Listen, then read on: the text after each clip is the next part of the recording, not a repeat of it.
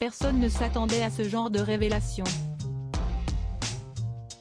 Auteur d'un récent livre événement sur son passage au gouvernement, 682 jours édition. Pelon, Roselyne Bachelot a surpris tout le monde en racontant une drôle de scène, en juillet 2019, lors des discussions autour de la rénovation de Notre-Dame. Brigitte Macron lui aurait montré un projet avec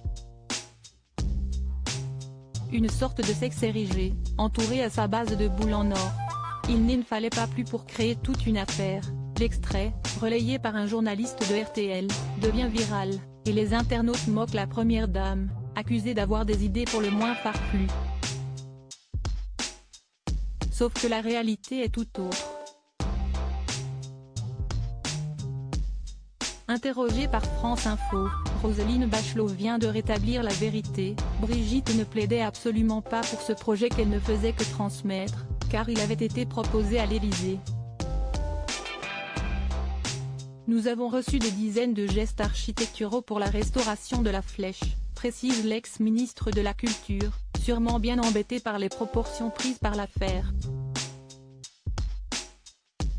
Même récit du côté du cabinet de la Première Dame, où l'on assure que le projet n'était pas porté par Madame Macron.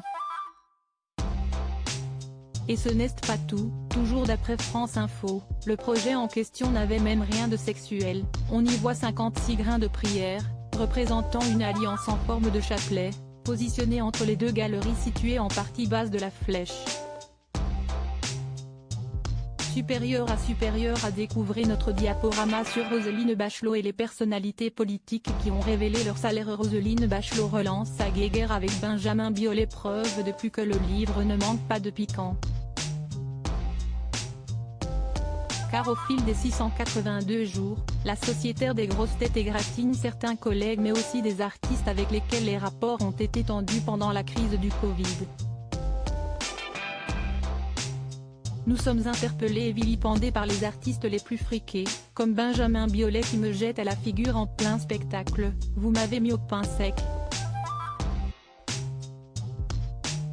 Sa tartine en tout cas était bien beurrée et des deux côtés, écrit-elle à propos du chanteur, qui en a profité pour la tacler à nouveau.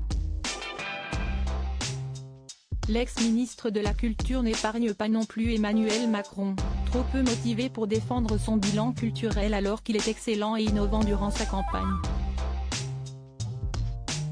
Pas gentil mais moins gênant qu'une sorte de sexe pour Notre-Dame. Crédit photo, Pascal Fayol.